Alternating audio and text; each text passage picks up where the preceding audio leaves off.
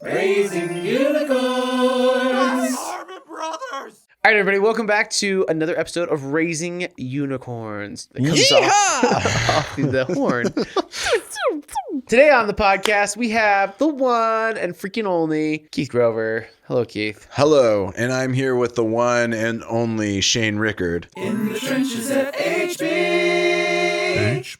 Keith is one of our Swiss Army knives, as I would call him, as he is really good at managing a lot of different things and having his skill set kind of honed in many different areas. Doing production for the podcast is a big one. One of the other big things that Keith does at Harmon Brothers is he does all the behind the scenes, manages all those big campaigns, which are many and are a lot more complex than people realize when you have to coordinate several different shooting days with people who are busy and complex schedules with writers. It's a big ordeal, and they don't just make themselves, even though It's been nice. fun the whole time. So Keith has always done those, as well as in more recent years, Keith has done on-set sound, as well as like shot a bunch of stuff for us, both on the behind-the-scenes stuff and some stuff for ads.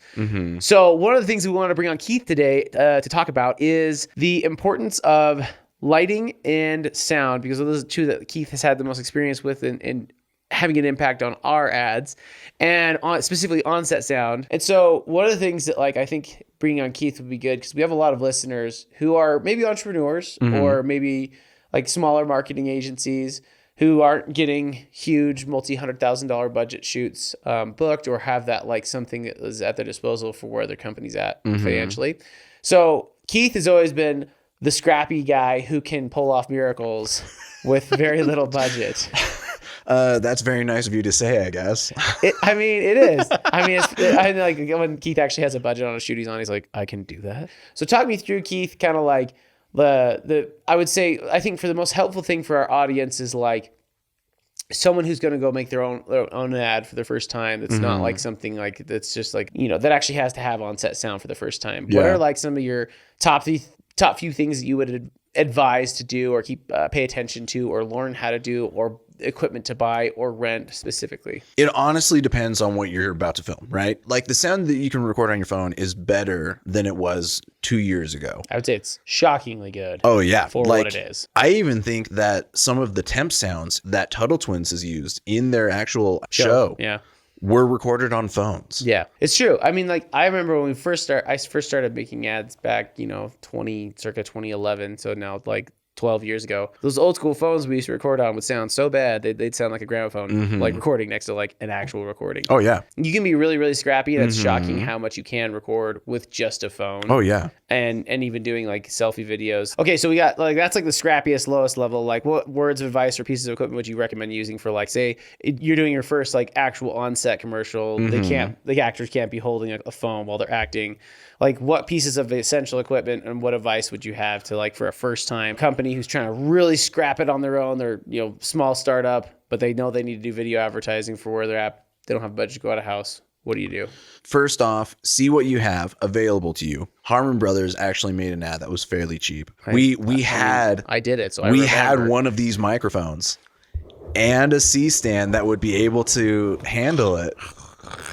And so we included it as part of the ad. Yes. So if you want to be scrappy, you can see what you have like that. If not, I would suggest getting at least a lavalier. All of my BTS interviews are done with lav. With lav, you kind of have to be more cautious about the surroundings. So if there's like an air conditioner on or people talking in the background, you'll definitely hear that. Another thing you could get is a boom. Depending on like if you have multiple people, you might just want a boom and just like throw that boom around over top of everyone. Yeah, so the boom, just so those who don't know, a boom is like this big extension pole. It almost looks like a painter's pole that has a hookup. Then you mount a microphone on there. It's what you always see in like the behind the scenes of movies, a guy hanging over his head being like, And it's specifically a directional mic. Yeah. So whatever the mic is pointing at is what it's going to pick up the most. and eliminate most of the stuff that's aimed right at it. That is correct. So talk about like going straight into camera for recording versus like maybe going into a recorder. With that one, it also depends. It depends on the camera that you're using. Some cameras actually have fairly good audio mixing in camera. As for recorders, you can get some fairly cheap recorders. I think the one that we're recording this podcast on is like $200, and it has 4 inputs. So you can have 4 microphones hooked up at the same time. Which is nice because if you have 2 actors and you got lavs on each of them, and then boom, you're up to 3, before even adding anything else in. Yep. You guys have it great. I'm going to tell you, audience, right now. Back in my day, we had to walk uphill backwards. You heard me. But no, we had crappier recorders, and like the recorders were giant and had like 2 inputs in them, and like they're bulky, and like the lav packs were monstrous. Now the lav packs are like they're like 1/8 the size. Oh, they're so tiny. And so anyway, that's what I'm saying. Like the technology they have now for crazy cheap prices. Like because like also too like the Sennheiser lav pack that I bought in 2012, so a little over 10 years ago, was like $700.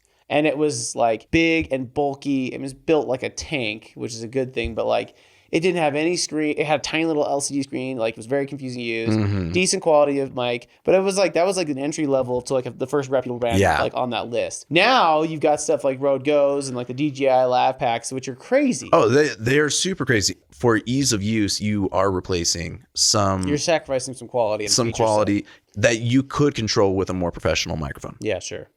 And I think it's always a pick and choose your battle, right? Between like how many features you want versus how much you'll actually make use of. Yeah. And that's where oftentimes if it's your first video, I would just go with something as simple as possible. Yeah. It could even be like a lav mic. You buy a wired lav mic that goes into a phone. Those are super cheap too. You got a couple for $20, so we could get some. I wouldn't recommend the wireless ones because those ones kind of suck because it's going over Bluetooth, and Bluetooth compresses the crap out of the audio.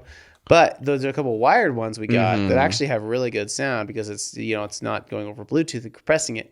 Those ones are super, like $50. Yeah. You know what I mean? And that like you can still hide those because they're lav mics. They're little tiny lapel mics that you can put underneath the clothes and still record to a phone. Easy enough. Well, I mean, look at what Lumi's producing today, right? It's just someone talking to a camera. That's true. So either they're using a microphone that's being plugged right into the phone, or it's being recorded just on the native phone. Yeah. Like what are your go-to pieces of equipment, and what tips do you have for people on like the lighting side of things? Because I think sound is one thing they can kind of wrap their heads around on some level because they know how an iPhone records. They know how to like they understand like microphones will make it better if you have a lav plugged into a phone. Like lighting is like a whole other beast. And people are like, I don't know, I got lights in my house. But like, okay, so if you were saying like if someone was like, okay, I need to get a few lights, like, or what advice would you be around lighting in general that you would give them to like for like a really small but like face to camera pitch person video that they need to produce? What would you say? My best friend and the light that I always go to is the window source. Boom! The sun, the giant fusion reactor in the sky. Oh, yeah. So usually when I get to a location, I try to see where the windows are located and if there is a spot where I can film there.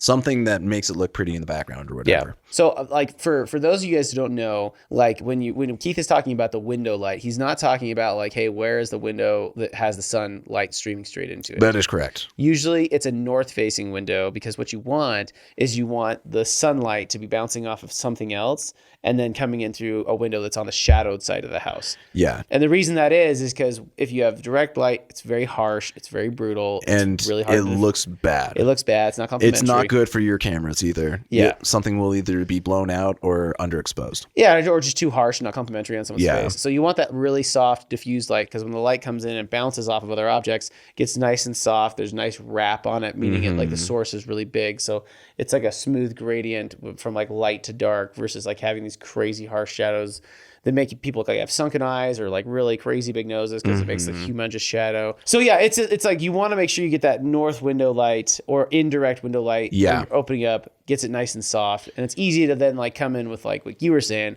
the panel lights to give a little bit of fill to balance it out. And it's a little bit easier because usually the key light, which is like the light that the brightest side of the face that's being lit, is by your key light. That's the hardest one to replicate or get. Usually you have to do big diffusion panels that are like 4x4s or 8x8s. If you're doing full body, sometimes even 12x12s, which are expensive and annoying and giant setup. Oh yeah. But if you got a really good window source, usually those windows are, 3-4 feet wide and 3-4 feet tall. That's a huge source of very soft, high quality light. It's probably, one might say, the perfect light. Oh, it's great light. It's, you know, It's even better if it's a cloudy day. yeah, I get that soft, soft. Oh, it's so soft. So buttery soft. Oh, like yeah. wrapping around.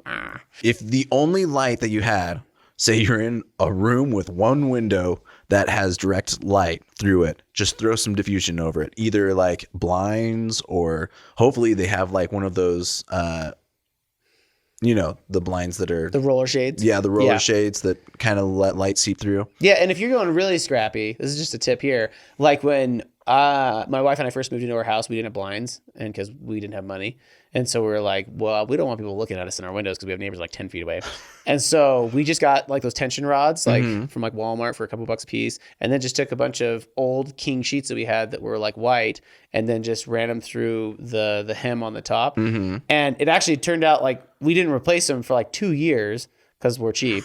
And because it actually, the linen actually made a really nice, beautiful, soft light. Oh, yeah. And still let in a lot of light in the environment. So you don't have to get like, you know, a specific like, you know, diffusion panel, even though those are nice when you like have those, and there's silks and, you know, stuff like that look really pretty. But like even just linens like can be really, really pretty and still do the job just as good. You'd never know.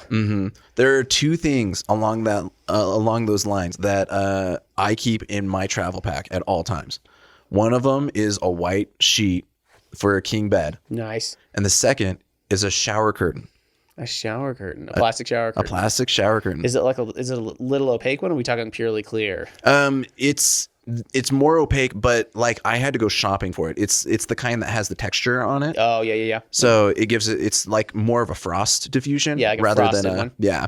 Well, because if it's clear, it's just gonna go straight through it. But like if you have a little bit of that frosted, all that does is it has that texture and it breaks up the light and softens it up really nicely. And I got those both for under $15 at Walmart. And it's amazing. I mean, I think people would be shocked on the podcast to know how many of those we've actually used for close-up product shots for big brands where we have like we missed a shot or we didn't get the right shot, or we realized, oh, it'd be really nice to have this, and we shot it in our studio, like little basement like space with a light and a shower curtain or a sheet. So say the light's super diffused as it's coming through the window, you can throw it on the other side for fill, just bounce.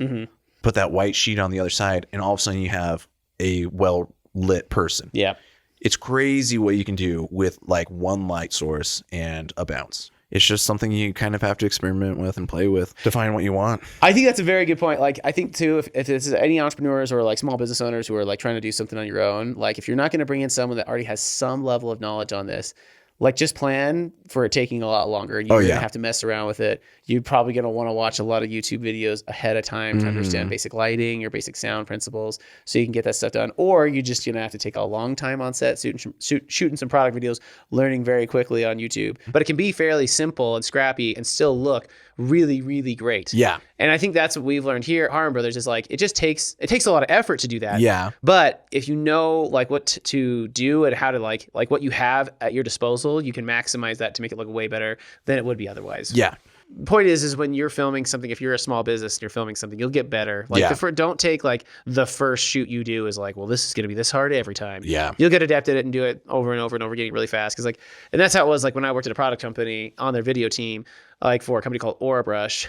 We got like me and there's a couple other guys that worked there, got really good at knowing how to do product shots of this thing, how to light it right. Cause it was a tough product to shoot because it was white and they always wanted it because it was a dental product and they always wanted it on a white background. And it was kind of hard because we had to figure out a way to make it still look white and pristine with the background being white, but having it show separation between it. But you can't darken it too much because you don't want it to look dingy compared to the white background. Yeah. But it was like stuff like that where we figured out tips and tricks of like along the way of shooting this thing 1,000 times, or we could shoot those things pretty quickly with with our eyes closed. Keith, thanks so much. This has been awesome, man. Yeah. Any parting words if you want to distill this down to like one parting like insight or wisdom over your years of doing sound on set and shooting things for us? What would your parting wisdom be? Here's my wisdom then. The best wisdom is just get your hands dirty and do it. Thank you for watching Raising Unicorns! Subscribe now.